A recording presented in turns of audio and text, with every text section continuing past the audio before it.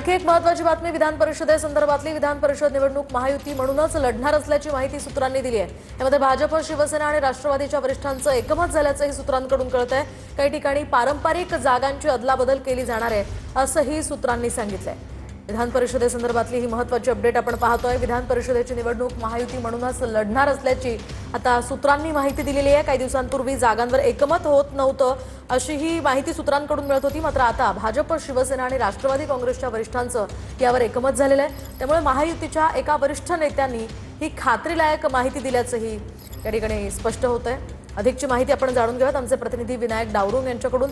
विनायक, काय सांगाल? आता विधान परिषदेची निवडणूक महायुती म्हणूनच लढली जाणार आहे अशी माहिती सूत्रांकडून मिळते।